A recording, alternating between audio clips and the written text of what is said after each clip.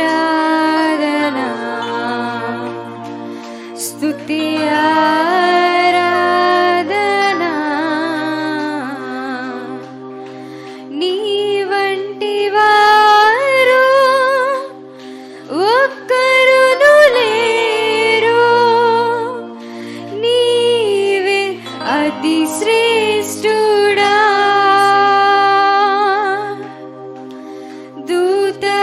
దూతగణములు నిత్యము కొలిచే నీవే పరిశుద్ధుడా నీ వంటి వారు ఒక్కరును లేరు నీవే అతి శ్రేష్ఠుడా దూతగణములు నిత్యము కొలిచే నీవే పరిశుద్ధుడా నిన్న నేడు మారని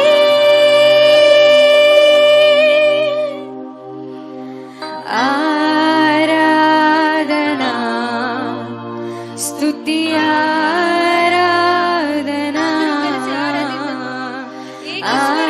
ఆరాధనా స్తుతి ఆరాధనా మన రెండో స్థాయి దేవుని తోటి చాపు చెప్దాం ఆరాధనా స్తుతి ఆరాధనా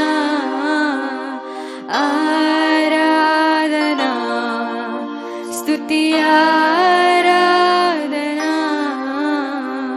ఆరాధనా స్తుతి ఆరాధనా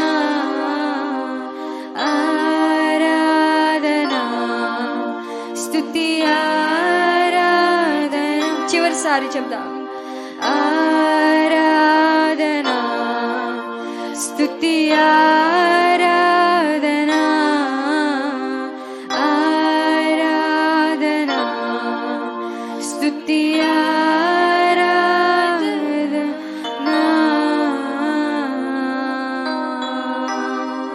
Lord Jesus నీకేం ఆరాధన ప్రభువా నీ వంటి వారు ఒక్కరు లేరు యేసయ్యా నీవే అతి శ్రేష్ఠుడవు ప్రభువా నీవే పరిశుద్ధుడవు ప్రభువా నీకు వందనాలు స్తోత్రాలు దానియేలుతో సింహపు బోనులో నీవున్నావు తండ్రి దానియేలుకు తోడుగా ఉన్న దేవా ఈ రాత్రికాల సమయములో మా అందరితో కూడా ఉన్నావు తండ్రి నీకు స్తోత్రాలు నీకే మా ఆరాధన చెల్లిస్తున్నాము యేసయ్యా నీకు వందనాలు స్తోత్రాలు దావీదు వీధులలో నాట్యమాడినట్లుగా నీ సన్నిధిలో మేము నాట్యమాడి కీర్తించి కొనియాడుచుండగా తండ్రి పరిశుద్ధాత్మ దేవా మీరు మా మధ్యకు వస్తున్నందుకు మీకు వందనాలు స్తోత్రాలు త్రియేక దేవా నీకు వందనాలు స్తోత్రాలు చెల్లిస్తున్నాం దేవా నీకు వందనాలు స్తోత్రాలు పరిశుద్ధాత్మ తండ్రి నీకు వందనాలు స్తోత్రాలు నిన్న నేడు నిరంతరము ఏకరీతిగా ఉన్న గొప్ప దేవుడు ప్రభువా నీకు వందనాలు స్తోత్రాలు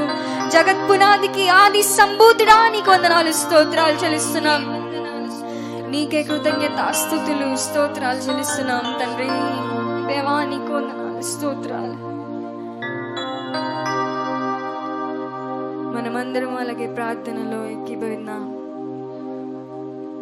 ఏంజెల్ మమ్మల్ని ప్రార్థనలో నడిపిస్తుంది స్తోత్రాలు స్తోత్రాలు స్తోత్రాలు తండ్రి మహాగణుడా సర్వాధికారి మీకే వందనాలు స్తోత్రాలయ్యా తండ్రి అవునయ్యా ఇంతవరకు తండ్రి ఆరాధన అంతా తండ్రి తండ్రి మీరే మాతో ఉన్నారని మేము నమ్ముచున్నాం తండ్రి మా ఆరాధన తండ్రి మీ సన్నిధి చేరిందని మేము నమ్ముచున్నాం దేవా మీకే వందనాలు స్తోత్రాలు తండ్రి తండ్రి ఇంకా నువ్వు ఎంతమంది అయితే దేవా మీ సన్నిధికి రావాల్సి ఉన్నారో దేవా ప్రతి ఒక్కరిని కూడా తండ్రి మీ సన్నిధికి సకాలంలో తండ్రి చేర్చండి అయ్యా మీకే వందనాలు స్తోత్రాలు తండ్రి తండ్రి దావీదుతో మీరున్నారయ్యా మీకే వందనాలు వందనాలు, స్తోత్రాలు.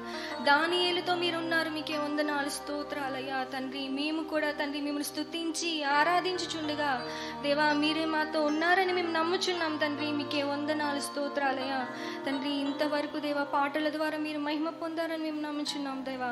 ఈ ఆరాధన అంతయు దేవా తండ్రి తండ్రి మీ సన్నిధి చేరిందని మేము నమ్ముచున్నాం దేవా. మీకే వందనాలు, స్తోత్రాలు తండ్రి. తండ్రి ఇంకా నువ్వు జరగబోయే తండ్రి ఈ ఆరాధన అంతయు దేవా తండ్రి మీ ఆత్మ స్వాధీనంలో జరిగించుకోండి అయ్యా. మీ దాసులు వాక్యాన్ని విత్తుచుండగా తండ్రి ప్రతి ఒక్కరు తండ్రి వినగలే చెవులను, గ్రహించగలే మనస్సును వారికి దయచేయండి అయ్యా. మీకే వందనాలు, స్తోత్రాలు తండ్రి. తండ్రి నాకు ఇచ్చిన ఈ అవకాశానికై మీకే వందనాలు, స్తోత్రాలు అయ్యా తండ్రి. మేము నిన్నటి దినాన్న తండ్రి వినుట గురించి నేర్చుకున్నాం తండ్రి. అవునయ్యా, ప్రతి ఒక్కరు కూడా తండ్రి ఈ దినాన్ని నుంచి తండ్రి మీ వాక్యాన్ని వినటం మాత్రమే కాకుండా తండ్రి వాక్యాన్ని విని గ్రహించి వారి జీవితాలలో తండ్రి వారిని ఆ వాక్యానుసారంగా జీవించడానికి ప్రతి ఒక్కరికి తండ్రి మీ కృపను తోడుగొంచండి దేవా. మీకే వందనాలు, స్తోత్రాలు తండ్రి. తండ్రి సమస్తమైన మహిమ ఘనత ప్రభావాలు మీరు ఆరోపించుకోండి ఆ తండ్రి. ఈ ఆరాధన అంతయు తండ్రి మీ పాద సన్నిధి చేర్చుకోండి. బ్రతిమిలాడి వేడుకొంచున్నాను నా పరమ తండ్రి, ఆమేన్. హల్లెలూయా, హల్లెలూయా. దేవునికి మహిమ కలుగును గాక. దయచేసి అందరూ కూడా ప్రార్థనా పూర్వకంగా కూర్చుందాం, సర్దుకొని కూర్చుందాం. మీ మధ్యలో ఖాళీ లేకుండా సర్దుకొని కూర్చోవాలని ప్రభు పేరిట నేను మనవి చేస్తున్నాను. మగవారు కూడా ఇలా ముందుకు జరగవచ్చు. వెనకాల ఇంకా సహోదరులు వచ్చారు, వాళ్ళు కూడా ఇంకా ముందుకు జరిగి కూర్చుంటారు. ఇంకా ముందు చాలా ఖాళీ ఉంది, కుర్రోళ్ళు ఇంకా ముందుకు జరగచ్చు.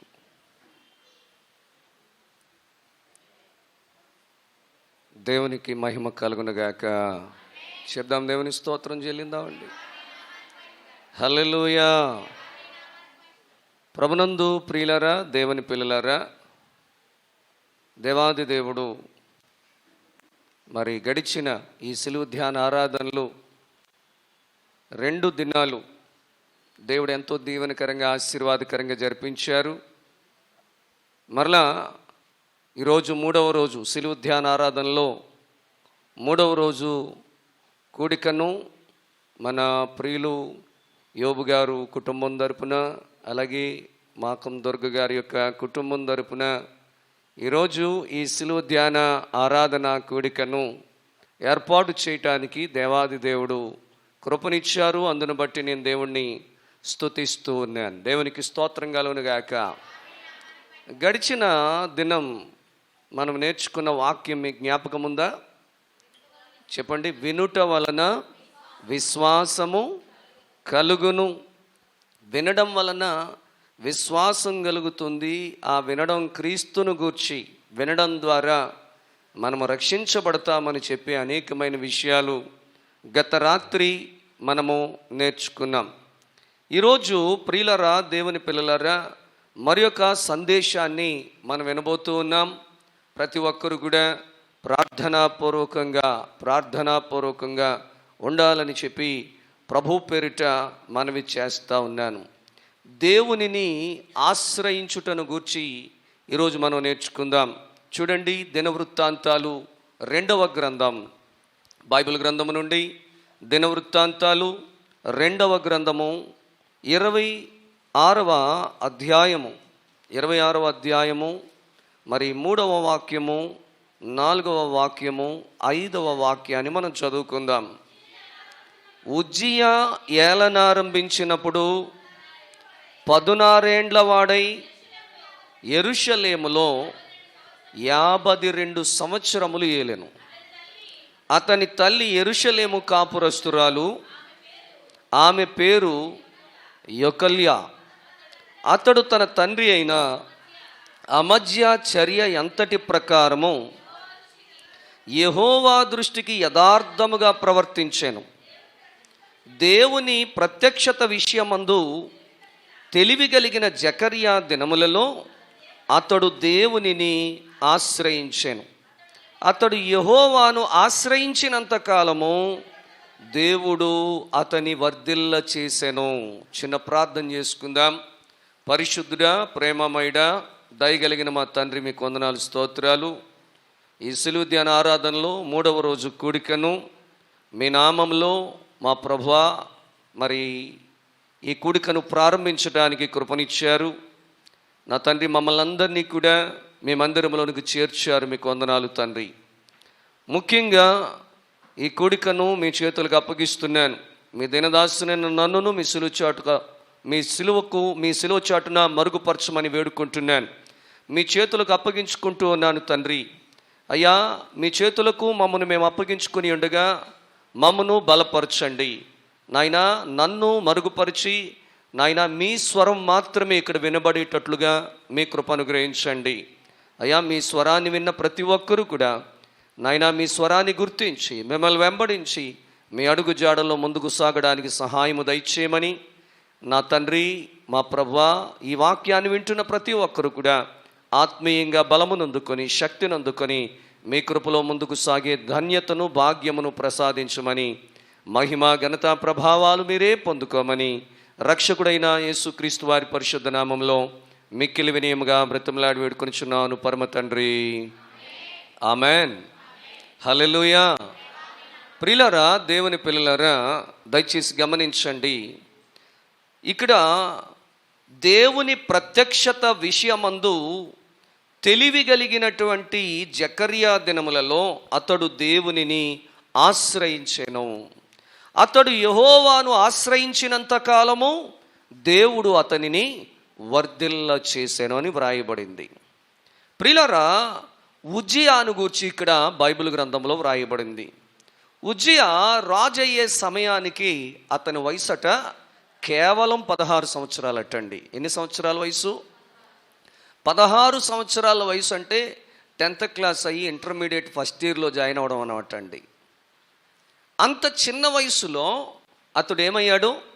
రాజయ్యాడు.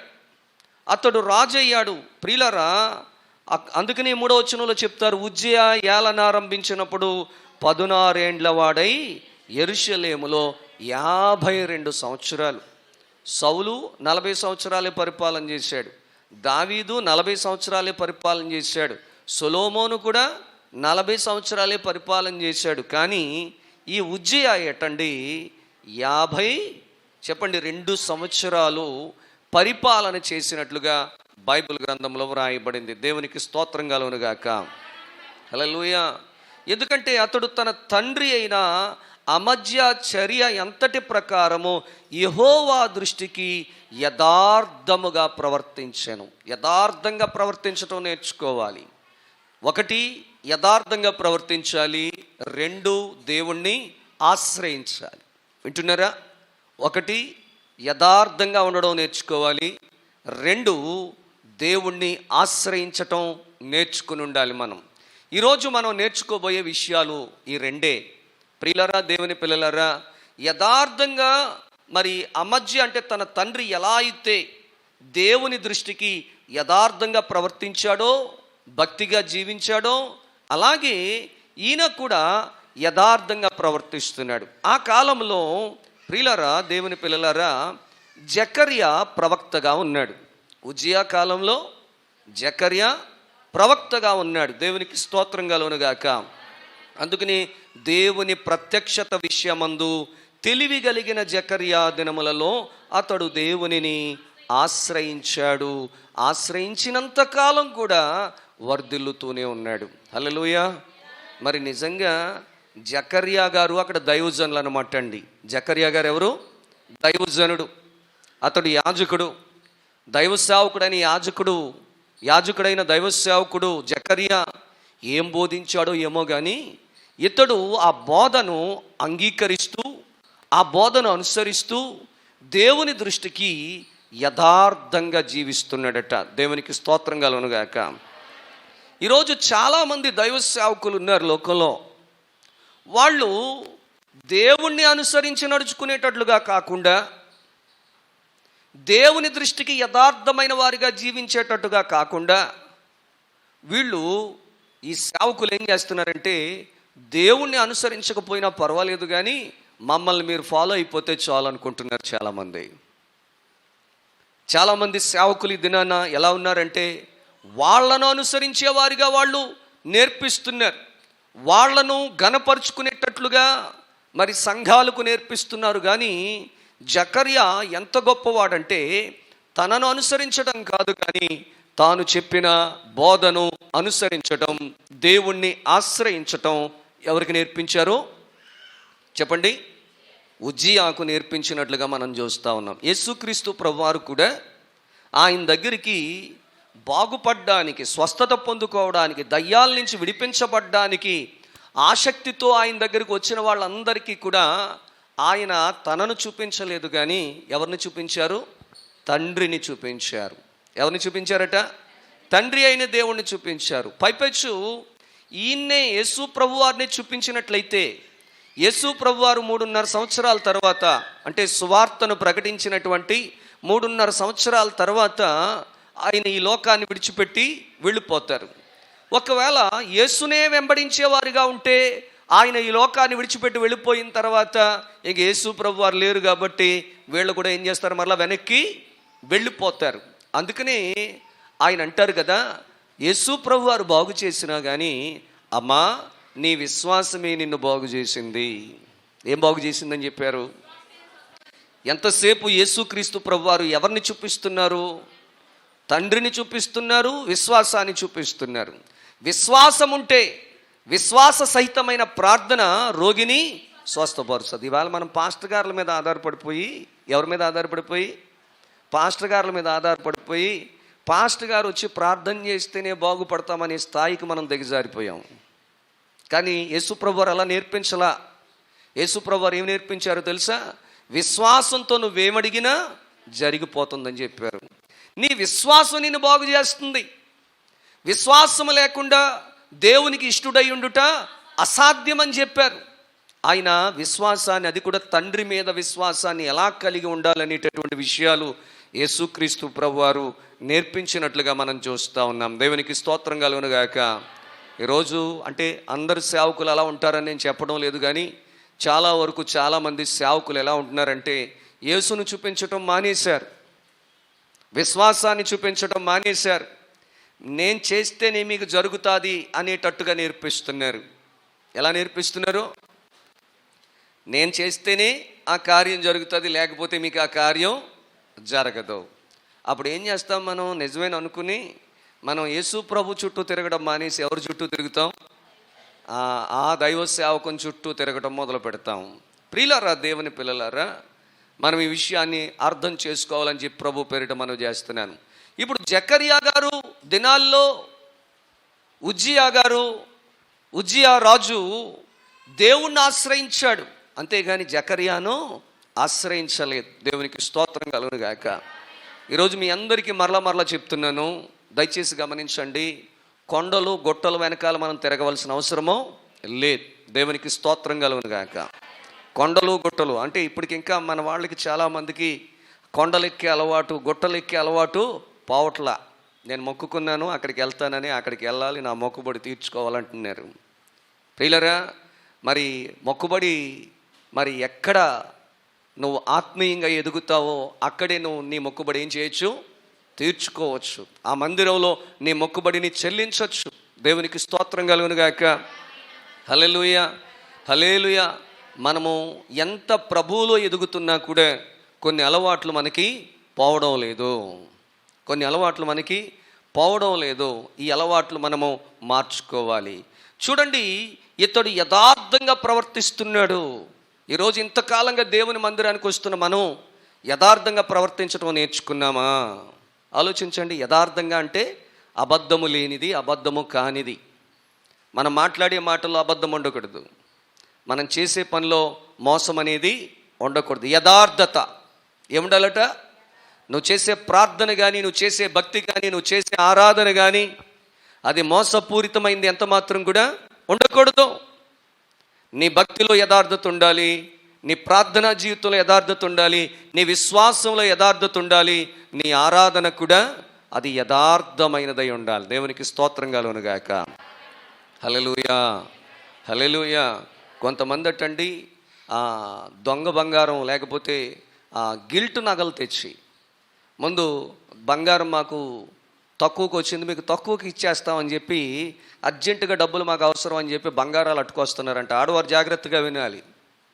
మనకేంటంటే ఏదైనా 10 రూపాయల వస్తువు 5 రూపాయలకి వచ్చేస్తుందంటే, 2 రూపాయలకి వచ్చేస్తుందంటే ఇంక వెనక ముందు ఆలోచించరు. భర్తకు కూడా చెప్పకుండా సీక్రెట్గా కొనేద్దాం అనుకుంటారు కొంతమంది సహోదరులు. ప్రియులరా, ముందు ఇస్తాడంటే వాడు ఒక కాయిన్, ఆ కాయిన్ నిజంగా బంగారమే ఇస్తాడటండి. వాడు ఏమి ఇస్తాడు? బంగారం ఇస్తాడు. కావాలితే మీరు పట్టుకెళ్ళి తాకట్టు పెట్టుకోవచ్చు, కావాలితే అమ్మేసుకోవచ్చు, కావాలితే చెక్ చేసుకోండి అని ఇస్తాడట. ఆ కాయిన్ పట్టుకెళ్ళి వీళ్ళు ఏం చేస్తారంటే షేడ్ దగ్గరికి పట్టుకెళ్తారు, లేకపోతే కంసాల దగ్గర పట్టుకెళ్తారు, గీటు పెట్టేస్తారు. ఒరిజినల్ బంగారం, అందులో ఏమీ తేడా ఏమీ లేదు. అమ్మేస్తే వాడు కొనుక్కుంటాడు, తాకట్టు పెడితే వాడు డబ్బులు ఇస్తాడు. ఇలాగా ముందు చిన్నది ఒరిజినల్ ఇస్తాడట. ఇంకా తర్వాత నా దగ్గర ఎక్కువ ఉంది, మరలా చాలామంది అడుగుతున్నారు, మరి మీరు కావాలనుకుంటే తీసుకోండి, లేదంటే నేను వాళ్ళకి ఇచ్చేస్తాను అని అనగానే, అరే ఇంత మంచి బంగారం తక్కువ రేటుకి ఎవరికో నేను ఇచ్చేయడం ఏంటి, అదేదో నేనే తీసేసుకోవాలని చెప్పి పెద్ద మొత్తంలో 1,00,000 2 లక్షల రూపాయలు పోగు చేసి బంగారం ఒక్కసారి ఎక్కువ కొనేయాలనే ఉద్దేశంతో వీళ్ళు ఏం చేస్తారంటే ఆ డబ్బులు ఇచ్చేసి బంగారం కొనేస్తారట. తీరా చూస్తే ఆ బంగారం నిజమైన బంగారమో కాదు, అది మెరుగు పెట్టినటువంటి, కోటింగ్ కొట్టినటువంటి, పూత పెట్టినటువంటి బంగారం. పైనే కాస్తంత అప్పుడప్పుడు అంటున్నారు కదా 1 గ్రామ్ గోల్డ్ అంట. ఏ గోల్డు? 1 gram gold. ఎన్ని 1 గ్రామ్ గోల్డ్లు ఉన్నాయి ఇక్కడ మనం చూడాలి. దేవునికి స్తోత్రం కలుగును గాక. పై పూత పెట్టుకుని వచ్చేస్తున్నారు. ఎక్కడికి? దేవుని మందిరానికి. అరగదీస్తేనే తెలుస్తుంది. ఏమండి, ఆ యొక్క భక్తి చేస్తేనే తెలుస్తుంది నీ విశ్వాసం ఏంటో, నీ ప్రార్థన ఏంటో. ఏమండి, ఇది అసలైందా నకిలీదా అనేది, నీ భక్తి యథార్థమైందా నీ భక్తి యథార్థమైంది కాదో ఎప్పుడు తెలుస్తుందండి? ఆ గీటు పెట్టడం అంటే ఏంటో తెలుసా మీకు? గీటు దేంతో పెడతారంటే తెలుసా? నిజానికి బంగారాన్ని గీటు, ఆ గీటు రాయి అని ఉంటుంది, దాని మీద పెడతారు. కానీ మన విశ్వాసాన్ని పరీక్షించే ఆ గీటురాయి ఏంటో తెలుసా? శ్రమలే గీటురాయి, కష్టాలే గీటురాయి, బాధలే గీటురాయి. ఇప్పుడు యోబు గారి యొక్క భక్తిని పరీక్షించటానికి ఏ విధమైన గీటురాయి ఉపయోగించారు? ఏమండి, శోధించబడిన మీదట నేను సువర్ణముగా మారిపోతాను అన్నాడు. దేవునికి స్తోత్రం కలుగును గాక. హల్లెలూయా. విశ్వాసులకు గీటురాళ్ళు ఏంటి చెప్పండి? ఇప్పుడు దేవుని పిల్లలైనటువంటి వారికి గీటురాళ్ళు ఏంటి? ఇప్పుడు నీకు ఎంత పోతుందో, లేదా మొత్తం అంతా నువ్వు బంగారం లాంటి విశ్వాసివో, లేకపోతే పేరుకు మాత్రమే విశ్వాసివో ఎప్పుడు తెలుస్తుంది? ఈ శ్రమలలో గీటు పెట్టినప్పుడు ఇక ప్రార్థన లేదు, ఏమీ లేదు, బైబిల్ లేదు, వాక్యం లేదని అన్నీ మూతేసేసి మడత పెట్టేసి వండ చుట్టేసి పక్కన పాడేసి ఇంకా లోకంలో పడిపోతే అప్పుడు అది ఏ బంగారం అనుకోవాలి? కాకి బంగారమేనా? దేవునికి స్తోత్రం కలుగును గాక. హల్లెలూయా. శ్రమల వలన పరీక్షించబడతారట, శోధనల వలన పరీక్షించబడతారట. నీ భక్తి యథార్థమైందో కాదో. ఇక్కడ ఉజ్జియా తన భక్తిని ఎలా చూపించుకోగలుగుతున్నాడు? యథార్థంగా ప్రవర్తిస్తున్నాడు. అందులో మాయా లేదు, మోసం లేదు, కపటం అంతకంటే లేదు, నటన లేదు. అతడు యథార్థంగా జీవిస్తున్నాడు.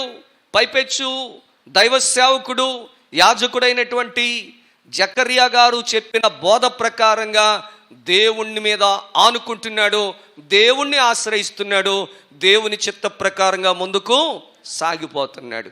అలా దేవుణ్ణి ఆశ్రయించడం వల్లటండి ఇతడు ఏకంగా 52 సంవత్సరాలు ఉన్నతమైన పరిపాలన చేశాడట. అతని పరిపాలనలో ఎలాంటి గొప్ప గొప్ప కార్యాలు చేశాడో మనం చూస్తే ప్రియులరా, ఆ కింద వచనాలకు వస్తే అక్కడ వ్రాయబడింది, అతడు బయలుదేరి ఫిలిష్తీయులతో యుద్ధము చేసి గాతు ప్రాకారమును, యబ్నే ప్రాకారమును, అష్టోదు ప్రాకారమును పడగొట్టి అష్టోదు దేశములోను ఫిలిష్తీయుల దేశములోను ప్రాకారపురములను కట్టించాను. ఫిలిష్తీయులతోనూ గోర్బాయులలో నివసించిన అరబీలతోనూ మొహోనీయులతోనూ అతడు యుద్ధము చేయగా దేవుడు అతనికి సహాయము చేశాను. దేవునికి స్తోత్రం కలుగును గాక.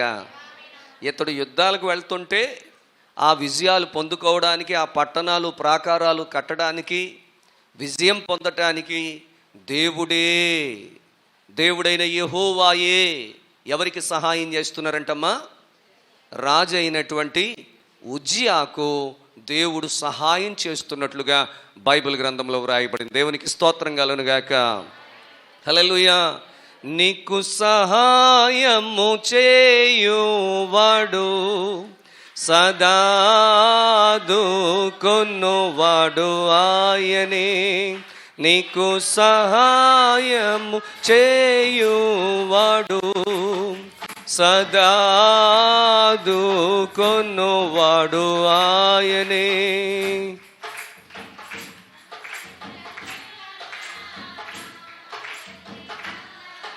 ఒక్కొక్కరు ఒక్కో విధంగా పాడుతున్నారు. ఏమండి? ఒకళ్ళు ముందుకి, ఒకళ్ళు వెనక్కి, ఒకళ్ళు ముందుకి, ఒకళ్ళు వెనక్కి పాడుతున్నారు. దేవుని యందు నిరీక్షణయుంచి ఆయనను స్తుతించు నా ప్రాణమా. దేవుని యందు నిరీక్షణయుంచి ఆయనను స్తుతించు నా ప్రాణమా. నీకు సహాయము చేయువాడు, సదాదుకొనువాడు ఆయనే. పాడదాం అందరు కూడా.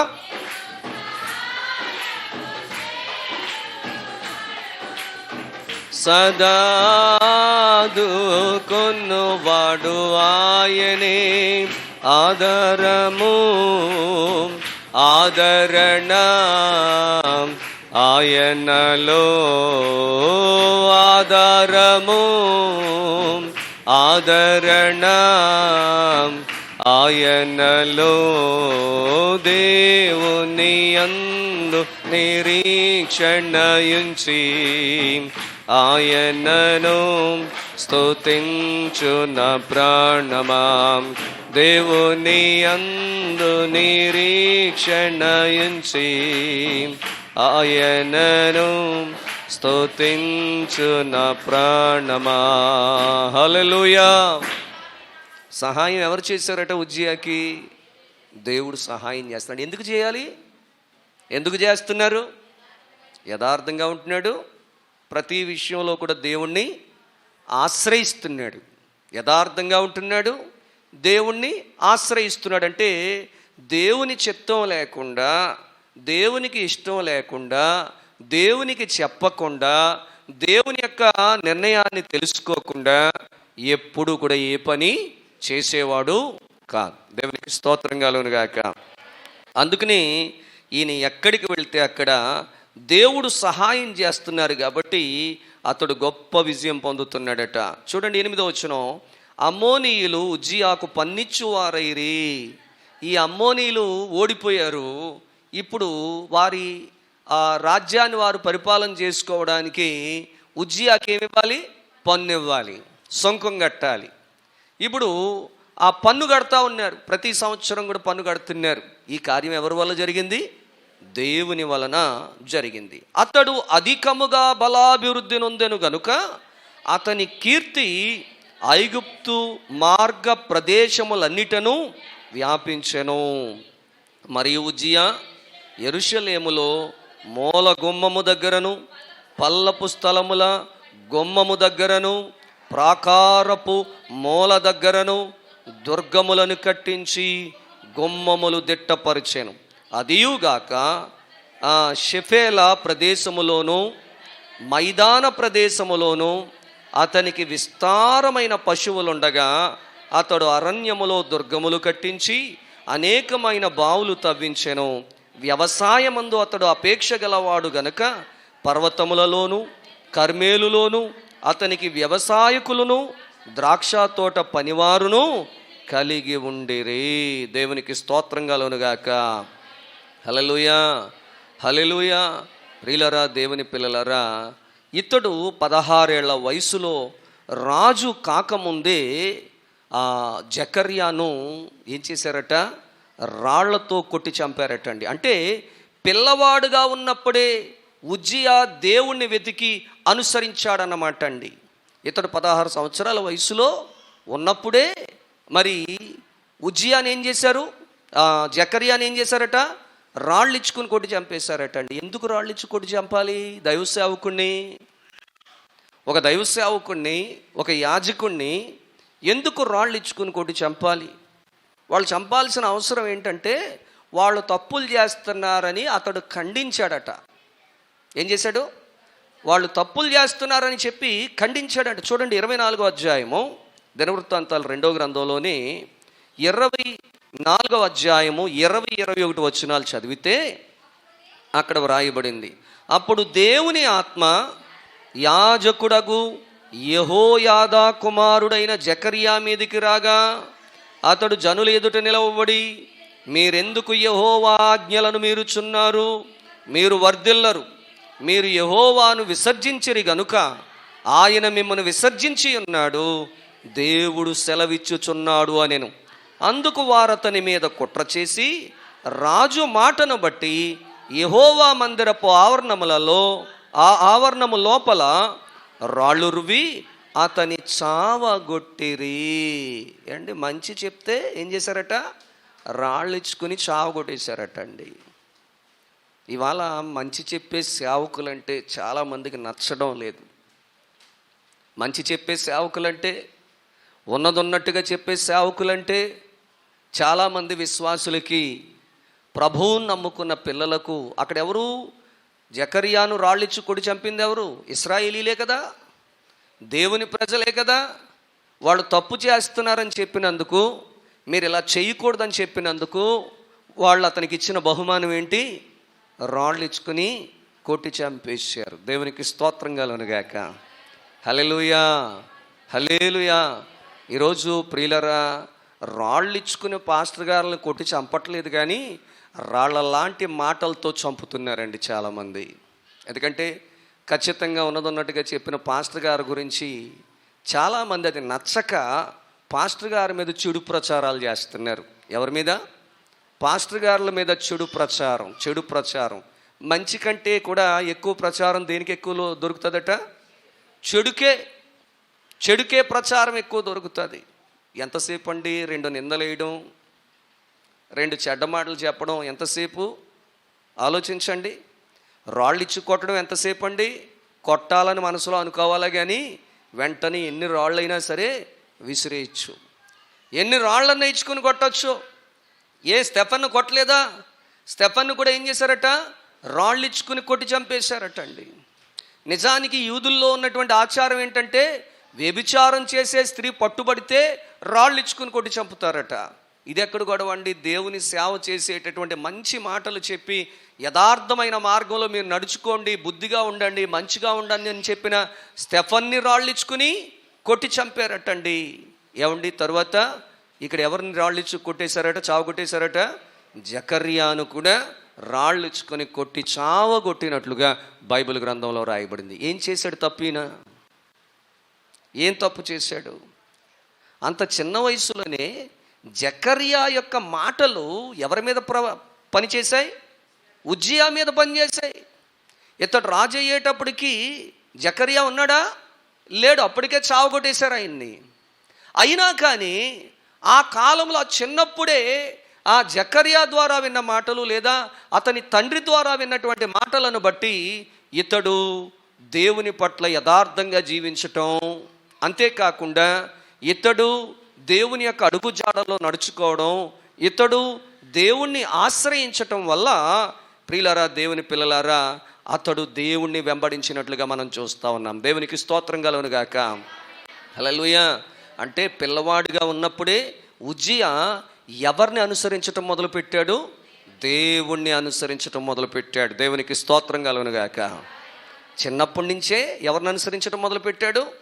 ఇవాళ మన పిల్లలు దేవుణ్ణి అనుసరించాలి అంటే మన పిల్లలకు కూడా వాక్య సత్యం కావాలి, సత్యమైన వాక్యం కావాలి, యథార్థమైన బోధ కావాలి మన పిల్లలకు కూడా. అందుకని ఆ బోధను ఏదో విధంగా మన పిల్లలు వినేటట్లుగా వాళ్ళను మనం ఏం చేయాలట? ప్రోత్సహించాలని చెప్పి నేను ప్రభు పేరిట తెలియజేస్తా ఉన్నాను. దేవునికి స్తోత్రం కలుగునుగాక. హల్లెలూయా. చిన్నప్పుడే పిల్లవాడిగా ఉన్నప్పుడే ఉజ్జియా దేవుణ్ణి వెదికి అనుసరించాడనే విషయాన్ని మనం అర్థం చేసుకోవాలి. చిన్నతనంలోనే ఉజ్జియాకు ఎటువంటి మాటలు జకర్యా గారు బోధించారో మనకు తెలియదు, కానీ యెహోవా దృష్టికి యథార్థంగా ప్రవర్తించాలి అనే మాటను ఎవరు నేర్చుకున్నారు? చిన్న వయసులోనే ఉజ్జియా నేర్చుకున్నాడు. దేవునికి స్తోత్రం కలుగునుగాక. కాబట్టి ప్రియులారా, ఈరోజు మనకు కూడా ఎలాంటి సేవకులు అవసరం? జకర్యా లాంటి సేవకులు అవసరం. దేవునికి స్తోత్రం కలుగునుగాక. హల్లెలూయా. అమ్మో, నేను ఈ మాట అంటే నన్ను కొట్టేస్తారేమో, నా తలతో ఏం చేస్తారేమో, నన్ను చంపేస్తారేమో అని భయపడే సేవకుడు కాదు ఎవరు? జకర్యా. భయపడే సేవకుడు కాదు జకర్యా.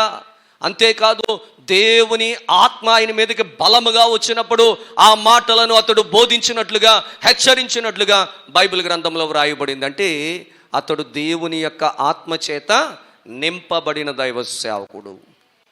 గాలి కబుర్లు చెప్పే సేవకుడు కాదు.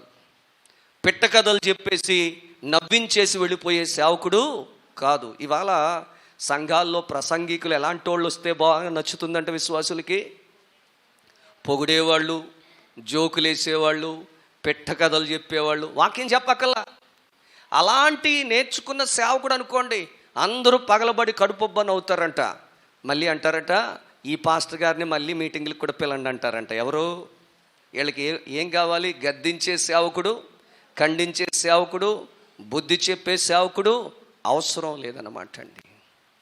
ప్రియులారా, యథార్థమైన బోధ చేసే సేవకుడు అవసరం మనకి. ఉన్నదున్నట్టుగా బోధించే సేవకులు కావాలి. ఆత్మీయంగా వాళ్ళని వెంబడించే సేవకులు కాదు, దేవుణ్ణి వెంబడింప చేసే సేవకులు మనకు కావాలి. దేవునికి స్తోత్రం కలుగునుగాక. హల్లెలూయా. జకర్యా మీద రాళ్ళు వేసినట్టుగానే యథార్థంగా సేవ చేసే వాళ్ళ మీదకి ఎప్పుడు కూడా పాపములో ఉండే లోకం లేదా పాపాన్ని విడిచిపెట్టలేనటువంటి సంఘంలో ఉండేటటువంటి వారు రాళ్ళు విసురుతానే ఉంటారు. ఎవరి మీద? యథార్థమైన సేవకుని మీద. దేవునికి స్తోత్రం కలుగునుగాక. హల్లెలూయా. అంత చిన్న వయసులో అతడు దేవుణ్ణి వెంబడించేటట్లుగా, యథార్థంగా ప్రవర్తించేటట్లుగా జకర్యా బోధ ఎంత బాగా పనిచేసింది ఆయన మీద. జకర్యా బోధ ఎంత ప్రభావితం చేసింది ఎవరిని? ఉజ్జియాని. అందుకని చిన్న వయసులోనే రాజు అయిపోయాడు. 16 సంవత్సరాల వయసులో రాజయ్యి 52 సంవత్సరాలు పరిపాలన చేశాడు. పైపెచ్చు అతడు చూడండి, అతడు ఉన్నంతకాలం దేవుణ్ణి ఆశ్రయించాడు కాబట్టి దేవుడు అతన్ని ఏం చేశాడట? వర్ధిల్ల చేశాడు. దేవుణ్ణి వెంబడించినంతకాలం దేవుడు ఆశీర్వదిస్తారండి. జకర్యా మరి ఉజ్జియానే కాదు, ఈరోజు దేవుణ్ణి ఆశ్రయిస్తే నిన్నైనా నన్నైనా దేవుడు వర్ధిల్ల చేస్తారు. దేవునికి స్తోత్రం కలుగునుగాక. ఉజ్జియా దేవుణ్ణి ఆశ్రయించాడు కాబట్టి దేవుడు అతన్ని ఏం చేశారంట? ఆశీర్వదించి వర్ధిల్ల చేశారట. మరి నీవు నేను కూడా జకర్యానే మరి ఉజ్జియానే ఆశీర్వదిస్తారా? దేవుడు మనల్ని ఆశీర్వదించరా? నువ్వు దేవుణ్ణి ఆశ్రయిస్తే, యథార్థంగా నువ్వు కూడా జీవిస్తే దేవుడు నిన్ను కూడా వర్ధిల్ల చేస్తారు. నీ కుటుంబాన్ని వర్ధిల్ల చేస్తారు, నీ పాడి పంటలను వర్ధిల్ల చేస్తారు, నీ ఉద్యోగాన్ని వర్ధిల్ల చేస్తారు, నీ వ్యాపారాన్ని వర్ధిల్ల చేస్తారు. నీకు కలిగిన దానినంతటిని కూడా ఆ దేవాది దేవుడు ఆశీర్వదిస్తారు. దేవునికి స్తోత్రం కలుగునుగాక. హల్లెలూయా, హల్లెలూయా, హల్లెలూయా. ప్రియులారా, దేవుని పిల్లలారా, ఉన్నంతకాలం ఎంత గొప్పగా దీవించబడ్డాడు. వ్యవసాయం ఏమండి, అలాగే పట్టణాలు, కోటలు, ఎక్కడికక్కడ ఆశ్రయపురాలు, ఆ యొక్క మరి ఇవన్నీ కడుతూ ఆ దేశం అతని కీర్తి ఏమైందట? మరి వ్యాపించినట్లుగా ఆ యొక్క ఐగుప్తు మార్గం అంతట్లో కూడా అతని కీర్తి మరి ప్రకటించబడినట్లుగా, అతని గురించి ప్రశంసించబడినట్లుగా బైబిల్ గ్రంథంలో వ్రాయబడింది. దీనికి అంతటికీ ఒకటి కారణం ఏంటి చెప్పండి? 1 యథార్థంగా ఉండడం, 2 దేవుణ్ణి ఆశ్రయించటం. ఒకవేళ నేను అంటాను, ఈ ఉపవాస కూటాల్లో మనం ఉపవాసం ఉన్నంత మాత్రాన దేవుడు మనల్ని ఆశీర్వదించేస్తాడని అనుకోకూడదు. 40 రోజులు మానకుండా వెళ్ళినంత మాత్రాన దేవుడు నన్ను దీవించేస్తాడని అనుకోకూడదు. ఈ 40 రోజుల్లో నువ్వు యథార్థంగా ఉండడం నేర్చుకుంటే దేవుడు నిన్ను ఆశీర్వదిస్తాడు. ఈ 40 రోజుల్లో నువ్వు దేవుని మీద ఆనుకోవడం, ఆశ్రయించడం నేర్చుకుంటే ఖచ్చితంగా దేవుడు నిన్ను వర్ధిల్ల చేస్తాడు. ఖచ్చితంగా దేవుడు నిన్ను అభివృద్ధి చేస్తాడు. దేవునికి స్తోత్రం కలుగునుగాక. అంతేకాని 40 రోజులు ఉపవాసం ఉండి 40 రోజులు మానకుండా వచ్చేసినంత మాత్రాన మనం యథార్థంగా ఉండకపోయినా, దేవుణ్ణి ఆశ్రయించటం మనం నేర్చుకోకపోయినా మనలో ఏ విధమైన అభివృద్ధి, ఆశీర్వాదం అనేది ఎంత మాత్రం కూడా ఉండదని చెప్పి నేను ప్రభు పేరిట తెలియజేస్తా ఉన్నాను. దేవునికి స్తోత్రం కలుగునుగాక. ప్రభా, నీ ద్వారా ఈ కార్యం జరిగిందంటే నేను చేశానని ఏనాడు యేసు ప్రభు వారు చెప్పలేదు. నేను చేశానని ఎక్కడ చెప్పకని చెప్పారు ఆయన. ఏం చెప్పారు ఆయన? నేను చేశానని చెప్పకు. ఆయన దగ్గరికి వెళ్ళి నీ వల్ల మేము బాగుపడ్డామయ్యా అంటుంటే ఆయన ఏమంటున్నారట, నీ విశ్వాసం గొప్పది, అదే నిన్ను బాగు చేసింది. నీ విశ్వాసం గొప్పది, దానివల్ల నువ్వు స్వస్థత పొందుకున్నావు. నీ విశ్వాసం గొప్పది, అందుకే నా బిడ్డ బాగుపడ్డాడు. నీ విశ్వాసం గొప్పది కాబట్టి అందుకనే ఆ కుష్టి వ్యాధి తొలగిపోయింది. నీ విశ్వాసము గొప్పది. ఆయన వాళ్ళకి నేర్పించింది ఏంటి? విశ్వాసం గొప్పది. నేనే చేశాను అని ఫోటోలు వేయించుకోవటం లేదు. ఈ రోజుల్లో ఎవరైనా చిన్న ప్రార్థన చేసి ఏదైనా కార్యం జరిగితే వెంటనే ఆయన ఫోటో పెట్టేయాలి. ఎక్కడ? ఎదురుకుండా ఫోటోలు పెట్టేయాలి. కార్యం చేసింది ఎవరు? ప్రార్థన చేసింది ఆయన అంతే, కానీ కార్యం చేసింది దేవుడు. మనం ఎవరు ఫోటో పెట్టాలంటారు? అసలు ఫోటోవే పెట్టకూడదు అనుకోండి. అసలు ఫోటోవే పెట్టకూడదు. హృదయపూర్వకంగా ఆ గుండెల నిండా దేవుని యొక్క రూపాన్ని నింపుకోవాలి మనం. దేవునికి స్తోత్రం కలుగునుగాక. మన గుండెల నిండా ఎవరిని నింపుకోవాలి? దేవుణ్ణి నింపుకోవాలి. ఎందుకంటే ఇక్కడ జకర్యా మార్గం చూపించాడు. జకర్యా సత్యాన్ని బోధించాడు. ఎవరికి? ఉజ్జియాకి. ఆ సత్యాన్ని గ్రహించుకుని ఆ జకర్యా బోధలను బట్టి ఇతడు యథార్థంగా జీవించడం నేర్చుకున్న మూలంగా దీవించబడ్డాడు. ఇతడు ప్రతి విషయానికి దేవుని మీద ఆనుకోవడాన్ని బట్టి, దేవుని ఆశ్రయించటాన్ని బట్టి దేవుడు అతనికి వెళ్ళిన ప్రతి చోట తోడుగా ఉండి విజయం ఇచ్చి అతడు చేసిన ప్రతి పనిని కూడా ఆశీర్వదించారు. దేవునికి స్తోత్రం కలుగునుగాక. హల్లెలూయా. ఫిలిప్పీల మీద ఏమండి, అరబ్బీల మీద, అమ్మోనీల మీద, మహోనీయుల మీద విజయం సాధించాడు. వ్యవసాయాన్ని అభివృద్ధి పరిచాడు. యుద్ధ సైన్యాన్ని బలపరిచాడు. ఇన్ని చేసిన ఉజ్జియాకు జకర్యా ఏమండి, నిజంగా ఇతడు రాజు అయ్యేటప్పటికి జకర్యా లేడండి. నిజంగా బాధాకరమైన విషయం. చిన్నప్పుడు ఆయన బోధలు ఈయన మీద పనిచేశాయి, కానీ ఇతడు రాజు అయ్యేటప్పటికి జకర్యా ఉన్నాడా? 24వ అధ్యాయంలోనే అతడు ఏమైపోయాడు? అతన్ని రాళ్ళిచ్చుకుని కొట్టి చంపేశారు. ఇతను రాజు అయ్యేటప్పటికి ఆయన లేడు. నిజమే, ఒకవేళ ఎప్పుడో చిన్నప్పుడు విన్న మాటలను బట్టి అతడు అంతగా దీవించబడితే, జకర్యా లాంటి సేవకుడు అతను ఉన్నంతకాలం ఉండుంటే ఇతడు ఇంకెంతగా బలపరచబడునో, ఇతడు ఇంకెంతగా స్థిరపరచబడునో, ఇతడు ఇంకెంతగా ఆశీర్వదించబడునో. దేవునికి స్తోత్రం కలుగునుగాక. హల్లెలూయా. కానీ ప్రియులరా, దేవుని పిల్లలరా, ఈరోజు మనకు జకర్యా లాంటి సేవకులు ఉన్నారు. దేవునికి స్తోత్రం కలుగునుగాక. హల్లెలూయా. మన 16 సంవత్సరాల వయసుకి ఆ జకర్యా లాంటి బోధకులు, సేవకులు చచ్చిపోలేదు, ఉన్నారు, ఇంకా ఉన్నారు. దీన్ని బట్టి మరి చిన్నప్పుడు విన్న బోధనలను బట్టి అతడు అంతగా దీవించబడితే ప్రతిరోజు దేవుని బోధ వింటూనే ఉన్నాం. ప్రతి ఆదివారం దేవుని బోధ వింటూనే ఉన్నాం. ప్రతి శుక్రవారం దేవుని బోధ వింటూనే ఉన్నాం. ఇలాంటి సిలువ ధ్యాన ఆరాధనలో ప్రతిరోజు కూడా దేవుని వాక్యాన్ని, బోధను ఉన్నట్టుగా వింటూనే ఉన్నాం మనం. మనం ఇంకెంతగా దీవించబడాలి, మనం ఇంకెంతగా ఆశీర్వదించబడాలి. ఇప్పుడు అతడు స్థిరపడిన తర్వాత గర్వించి చెడిపోయాడట. ఎవరు? ఈ ఉజ్జియా గారే. ఎందుకో తెలుసా? అప్పటికి జకర్యా లాంటి సేవకుడు ఇంకా ఆయన దగ్గర లేడు కాబట్టి. దేవునికి స్తోత్రం కలుగునుగాక. హల్లెలూయా. చూడండి ప్రియులారా, దేవుని పిల్లలారా, అక్కడ 16వ వచనంలో రాయబడింది, అయితే అతడు స్థిరపడిన తరువాత అతడు మనస్సున గర్వించి చెడిపోయేను. హల్లెలూయా. ఏమండి, ఇవాళ అందరికీ ఏదో జబ్బు అయిపోతుందేమో నాకు తెలియదు, కానీ ఏమీ లేనప్పుడు ఒకలాంటి భక్తి, దేవుడు అన్నీ ఇచ్చిన తర్వాత ఇంకోలాంటి భక్తి నేను చాలామంది నా కళ్ళారా చూస్తున్నాను. నేను ఎక్కడెక్కడో కాదు, మన సంఘాల్లోనే చూస్తున్నాను చాలామందిని. ఏమీ లేనప్పుడు వాళ్ళకున్న భక్తికి దేవుడు అన్నీ, అంటే అందరూ అలా ఉన్నారని నేను చెప్పడం లేదు, కానీ కొంతమంది మాత్రం అదే విధంగా వారి విధానం కనిపిస్తూ ఉంది. ప్రియులారా, దేవుని పిల్లరా, ఒకవేళ ఈ మాటలు విన్న తర్వాత నా మీద కూడా రాళ్ళు వేయచ్చు, నో ప్రాబ్లం. దేవునికి స్తోత్రం కలుగునుగాక. ఈ మాటలు విన్న తర్వాత జకర్యా మీద రాళ్ళు వేసి కొట్టినట్టుగా నన్ను కూడా కొట్టొచ్చు, పెద్ద ఇబ్బంది ఏం కాదు. దేవునికి స్తోత్రం కలుగునుగాక. ఎందుకంటే ఈ మాటను బట్టి మనల్ని మనం పరిశీలన చేసుకోవాలి. నాకు తెలుసున్నంత మట్టుకి స్థిరపడిన తర్వాత దేవుని దగ్గర తగ్గించుకుని లోబడిన వాళ్ళు ఉన్నారు, లేకపోలేదు. అందరూ ఇలాగే ఉన్నారని నేను చెప్పడంలా, చాలామంది ఇంకా తగ్గించుకుని ఎందుకంటే కొన్ని సంఘాల్లో నేను చూస్తానండి, పెద్ద పెద్ద ఆఫీసర్లు అండి, పెద్ద పెద్ద ఉద్యోగాలండి, వాళ్ళకి నెలకి 70,000, 80,000, ₹1,00,000, ₹1,50,000, 2 లక్షల రూపాయల జీతగాళ్ళు కూడా వచ్చి దేవుని మందిరంలో కుర్చీలో కూర్చోండి అంటే వాళ్ళు వెళ్ళి తిన్నంగా కిందే కూర్చుంటూ ఉంటారు. నేను బెంగళూరు లాంటి మహాపట్టణాల్లో దేవుని వాక్యం బోధించడానికి వెళ్ళినప్పుడు సామాన్యంగా వాళ్ళు అందరూ కింద కూర్చుంటారండి. ఆ కింద కూర్చున్న వాళ్ళని చెప్పి వాళ్ళని ఏమో చిన్నగా తీసేయాల్సిన అవసరం ఏమీ లేదండి. అందులో పెద్ద పెద్ద ఉద్యోగస్తులండి, అధికారులండి, ఇంజనీర్లండి, గొప్ప గొప్ప మరి చదువులు చదివి, ఉన్నతమైన చదువులు చదివి, ఉన్నతమైన ఉద్యోగాలు చేస్తూ కూడా దేవుని సన్నిధికి వచ్చేటప్పటికి ఎంత వినయం, ఎంత విధేయత, ఎంత తగ్గింపండి, ఎంత లోబడ్డం అండి.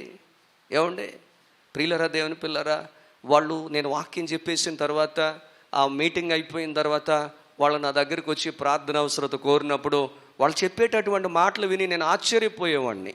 ఎందుకంటే బ్రదర్, నేను పలానా చోట జాబ్ చేస్తున్నాను, పలానా కంపెనీలో జాబ్ చేస్తున్నాను, ఇదిగో పలానా జాబ్ దేవుడు నాకు ఇచ్చాడు, ఇదిగో నా భార్య కోసం, నా బిడ్డల కోసం ప్రార్థన చేయండి అని వాళ్ళని వాళ్ళు పరిచయం చేసుకొని చెప్తున్నప్పుడు, అమ్మో ఇంత పెద్ద పెద్ద ఉద్యోగస్తులు, ఇంత గొప్ప గొప్ప జీతాలు కలిగినటువంటి వ్యక్తులు ఇంత తగ్గింపు కలిగి ఎంత లోబడుతున్నారని చెప్పి వాళ్ళని చూసినప్పుడు దేవానికి స్తోత్రం అని చెప్పి వాళ్ళని బట్టి నేను దేవుని స్తుతించాను. దేవునికి స్తోత్రం కలుగునుగాక.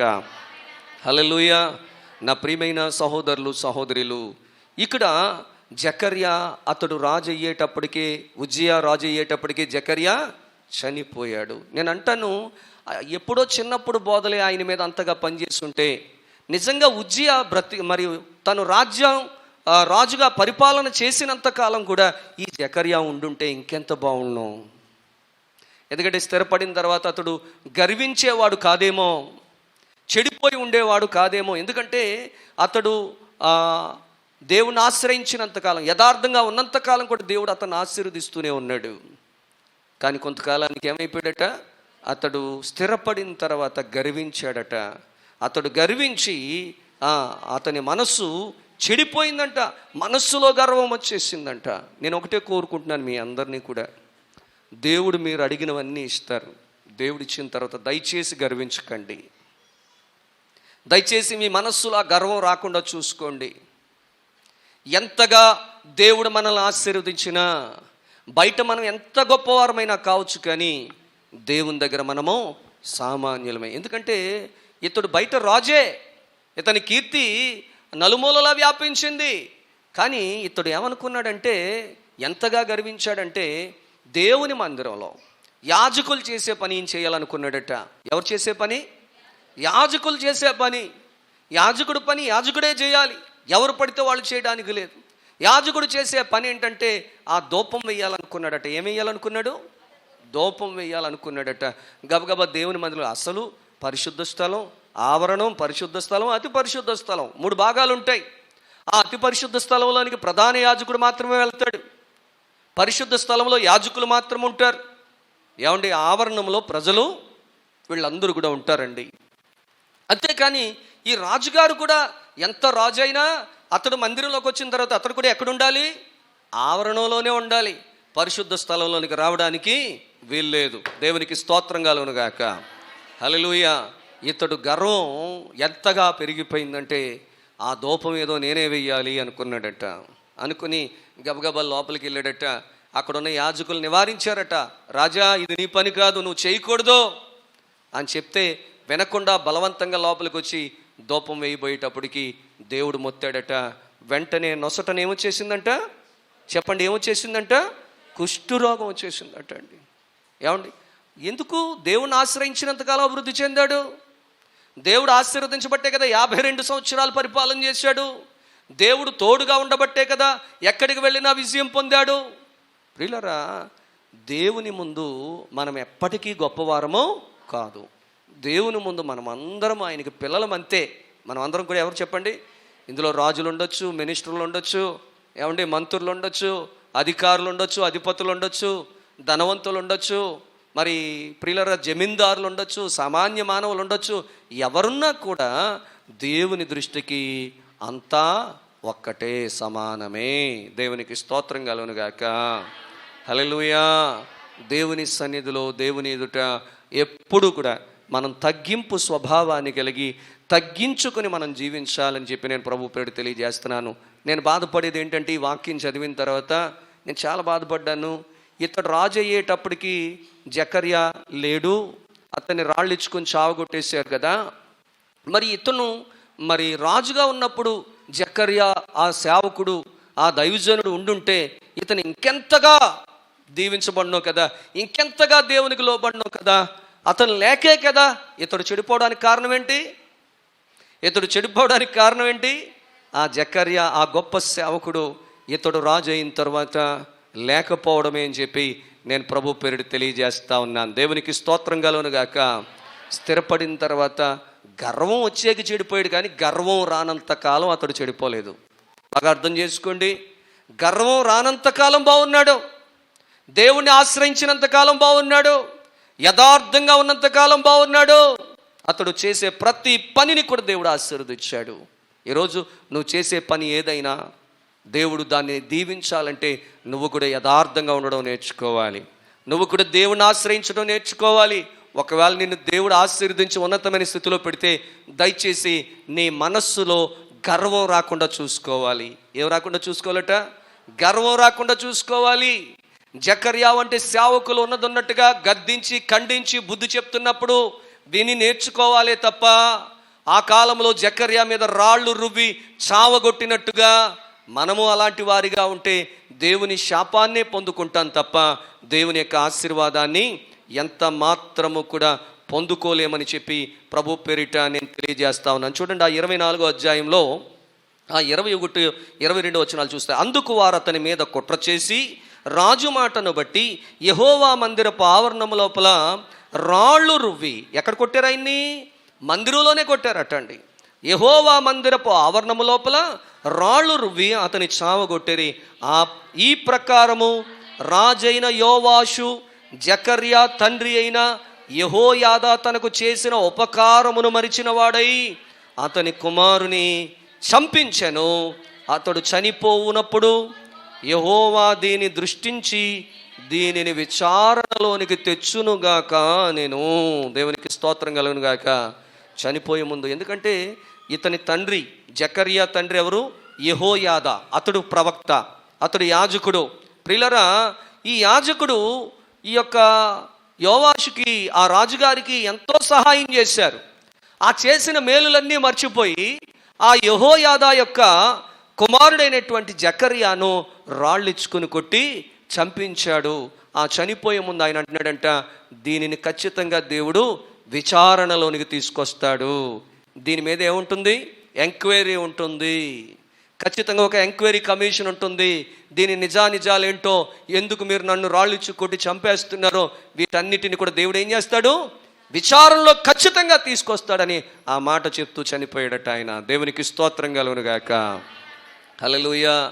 ఇవాళ మనం మాట్లాడడం ఈజీ, రాళ్ళిచ్చి కొట్టి చంపేయడం ఈజీ, ఇతరుల మీద నిందలు మోపేయడం ఈజీ. మనం మోపిన నిందలను బట్టి దేవుడు ఏదో ఒకరోజు మనల్ని ఏం చేస్తాడటండి? విచారణలోనికి తీసుకొస్తాడట. అందుకని ఎవరి మీద ఏ నిందలో ఏమి మోపకండి. సేవకులైనా, సామాన్యమైన మనుషులైనా సరే, వాళ్ళ విశ్వాసులైనా సరే, నీ ఇరుగు పొరుగు వారైనా సరే, ఎవరి మీద నీకు నోరుంది కదా అని చెప్పి ఎవరి మీద పడితే వాళ్ళ మీద నిందలు మోపొద్దు. నిందలని రాడ్లు వేయొద్దు. నోరుంది కదా, ఒక మాట అనేస్తే ఒక పుకారు పుట్టించడం ఎంతసేపు అండి? ఒక చెడు మాట చెప్పడం ఎంతసేపు చెప్పండి? మంచి తొందరగా బయటికి వెళ్దేమో కానీ నువ్వు చెప్పే చెడు మాటలు ఈజీగా అనేక మందిని రీచ్ అయిపోతూ ఉంటాయి. చాలా జాగ్రత్త, చాలా జాగ్రత్త. మరి జకర్యా చనిపోయే ముందు చెప్తున్నాడు, యెహోవా దీనిని ఖచ్చితంగా విచారణలోకి తీసుకొస్తాడు. మరి అక్కడ ప్రజలనే కాదండి, ఈరోజు అనవసరంగా ఇలాంటి నిందలు ఇతరుల మీద మోపుతున్నప్పుడు, ఇలాంటి రాళ్ళు మనం కూడా వేస్తున్నప్పుడు, వాళ్ళు వేసారు కాబట్టి నేను కూడా రాయేద్దాం అనుకుని నువ్వు వేసేసావనుకో, దేవుడు వాళ్ళని నిన్ను కూడా ఎక్కడికి తీసుకొచ్చి నిలబెడతారట? జడ్జిమెంట్, విచారణలోనికి ఎంక్వైరీ ఉంటుంది, నిన్ను కూడా తీసుకొచ్చి నువ్వెందుకు అన్నావు అని చెప్పి దేవుడు అడుగుతాడు. ఏం సమాధానం చెప్తావు? ఇవాళ మనం అనేసినంత ఈజీగా ఉండదండి. విచారణ చేసి దేవుడు తీర్పు తీరుస్తారట. అని ఎవరి జోలికి వెళ్ళకండి, ఎవరిని ఏమనకండి. నిజంగా వాళ్ళు చెడ్డోళ్ళైనా కూడా మనం ఏమనొద్దు. ఎందుకంటే వాళ్ళ సంగతి ఎవరు చూసుకుంటారు? దేవుడు చూసుకుంటారు. దేవునికి స్తోత్రం కలుగునుగాక. ఎవరు చూసుకుంటారమ్మా? దేవుడు చూసుకుంటారు. కాకపోతే ఏంటంటే నేటి దినాన సంఘాలకు, భూమి మీద ఉన్న క్రైస్తవ సంఘాలకు ఎలాంటి నాయకులు కావాలి, ఎలాంటి సేవకులు కావాలి అంటే జకర్యా లాంటి సేవకులు కావాలి. దేవునికి స్తోత్రం కలుగునుగాక. ఎందుకంటే జకర్యా తనను చూపించుకోలేదు, కానీ ఆ ఉజ్జియా ఎవరిని చూశాడు? జకర్యా బోధ ద్వారా దేవుణ్ణి చూశాడు. అందుకనే దేవుని పట్ల యథార్థంగా ఉన్నాడు. అందుకనే దేవుని ఆశ్రయించాడు. అంటే దేవుని యొక్క అడుగుజాడల్లో అతను నడుచుకున్నాడు.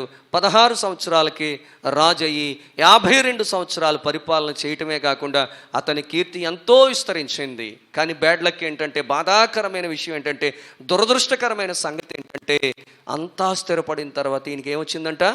గర్వం వచ్చింది. నేను అంటాను, జకర్యా లాంటి సేవకుడు ఒకవేళ చనిపోకుండా ఉండుంటే ఉజ్జియా లాంటి వాళ్ళు అలాగ మారి ఉండేవారు కాదని నేను అంటాను. దేవునికి స్తోత్రం కలుగునుగాక. ఈరోజు ఒకవేళ జకర్యా లాంటి సేవకులు ఉన్నా కూడా మనం ఉజ్జియాలా మారిపోతున్నామేమో. బీ కేర్ఫుల్, జాగ్రత్తగా ఉండండి. దేవుడు ఎందుకంటే నిన్ను ఆశీర్వదించేవాడాయన, నీకు తోడుగా ఉండేవాడాయన, నీకు జయమిచ్చేవాడాయన, నిన్ను బలపరిచేవాడాయన, నిన్ను దీవించేవాడాయన, నిన్ను అభివృద్ధి చేసేవాడాయన, నీ కీర్తిని విస్తరింపచేసేది, వ్యాపింపచేసేది ఆయన. నువ్వు వెళ్ళిన ప్రతి చోట కూడా నీకు గొప్ప కార్యాలు చేసేది, నిన్ను ఆశీర్వదించేది, ఉన్నతమైన చోటులో నిన్ను నిలవబెట్టేది ఆయనే అనేటటువంటి విషయాన్ని మరిచిపోకుండా ప్రభువులో ముందుకు సాగిపోవాలి. మనం అలా సాగిపోవడానికి మనకి ఎవరు కావాలి? జకర్యా లాంటి దైవజనులు కావాలి. ఇంకేం కావాలి చెప్పండి? ఆల్రెడీ జకర్యా లాంటి సేవకులు దేవుని వాక్యాన్ని మనకు బోధిస్తూ ఉన్నప్పుడు, ఎప్పుడో చిన్నప్పుడే ఆ బోధలు ఆయన మీద ప్రభావం చూపించి అతని ప్రభావితం చేసి, ఉజ్జియాను ప్రభావితం చేసి చిన్నప్పటి నుంచే యథార్థంగా ఉండడం నేర్చుకున్నాడు. చిన్నప్పటి నుంచే దేవుని మీద ఆధారపడడం, దేవుణ్ణి ఆశ్రయించడం నేర్చుకున్నాడు. ఇంతకాలంగా దేవుని మందిరానికి వస్తూ ఇంకా మనం యథార్థంగా లేకపోతే ఏ విధంగా మనం దీవించబడతాం?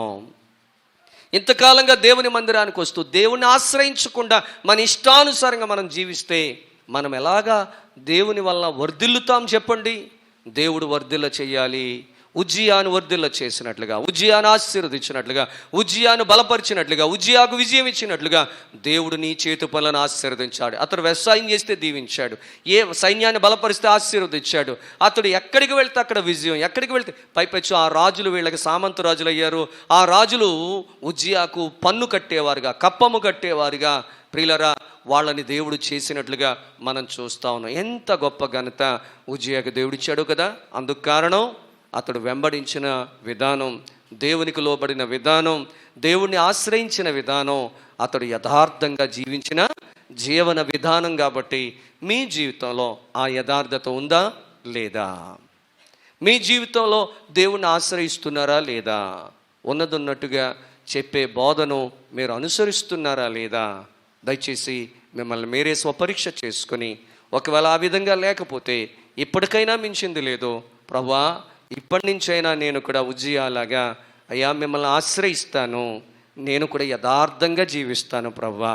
ఎందుకంటే దైవ సేవకులు మాకు ఉన్నది ఉన్నట్టుగా బోధిస్తున్నారు, కానీ ఆ బోధన మేము పెడచెవిని పెడుతూ వచ్చాం ప్రభువా. ఎందుకంటే మేము వర్ధిల్లాలి, మా కుటుంబం వర్ధిల్లాలి, మా బిడ్డలు వర్ధిల్లాలి, మా చేతి పనులు వర్ధిల్లాలి, వ్యాపారాలు వర్ధిల్లాలి, ఉద్యోగంలో వర్ధిల్లాలి, పాడి పంటలు వర్ధిల్లాలి, చేతి వృత్తులు కుల వృత్తులు వర్ధిల్లాలి అంటే మనం కూడా మరి ఉజ్జియాలాగా ఏం చేద్దాం?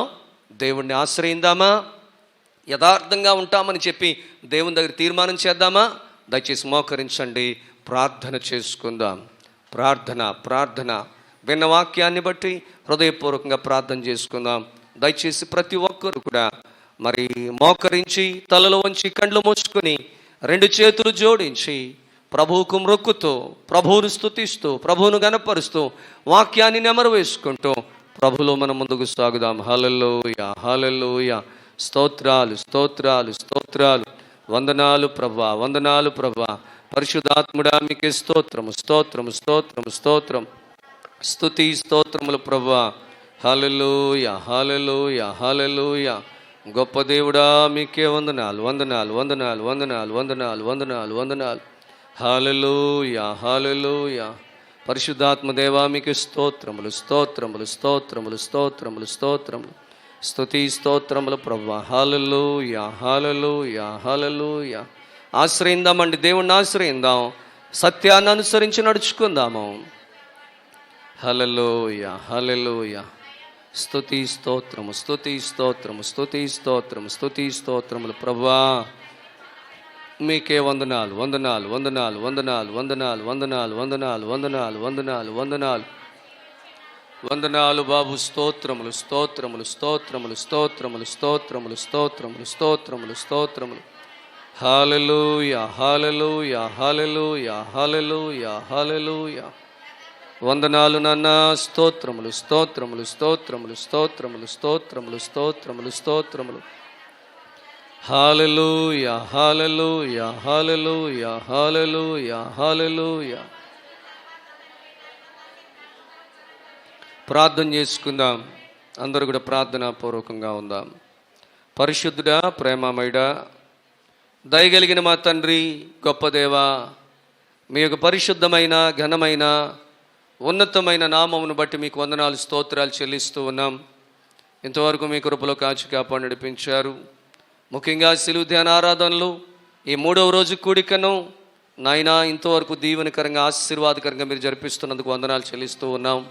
వాక్య భాగములో నుండి శ్రేష్టమైన సందేశాన్ని మా అందరికీ మీరు దయచేసినందుకు వందనాలు తండ్రి.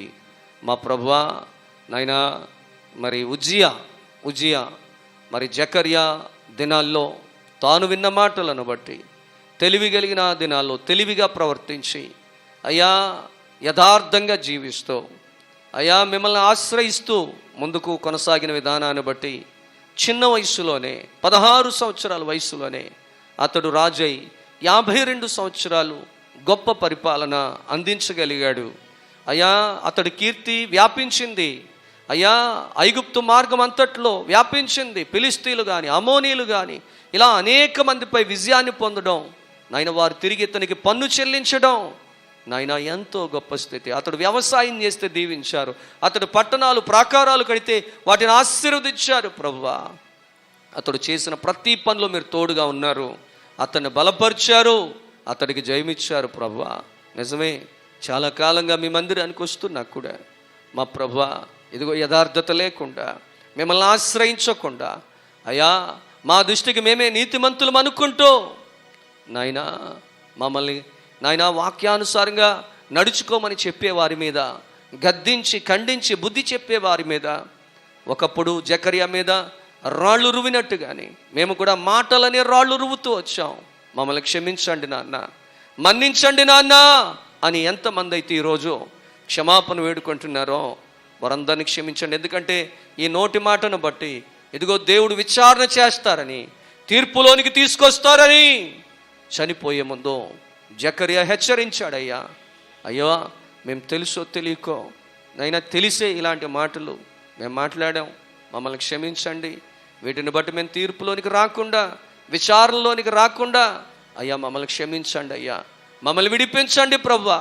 అయ్యా మేము కూడా మీ సత్యాన్ని అనుసరిస్తాం, నా తండ్రి యథార్థంగా ఉంటాం అయ్యా, మిమ్మల్ని ఆశ్రయించి మీలో ముందుకు సాగుతామని ఎంతమంది ఈరోజు తీర్మానం చేసుకుంటున్నారో వారందరినీ బలపరిచి, వారందరినీ స్థిరపరిచి మీ దీవెనలతో, మీ ఆశీర్వాదాలతో నింపి మీ కృపలో వర్ధిల్ల చేయమని విజ్ఞాపన చేస్తున్న తండ్రి మీకు వందనాలు.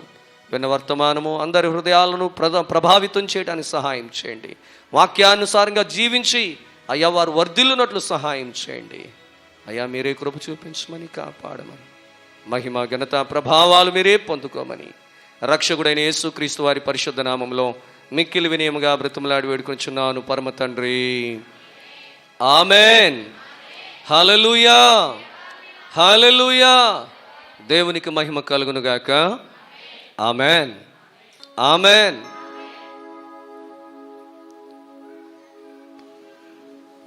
ఈ సమయంలో ఒక పాట పాడుతూ ఉండగా దేవునికి మనము కానుకను సమర్పిద్దాం.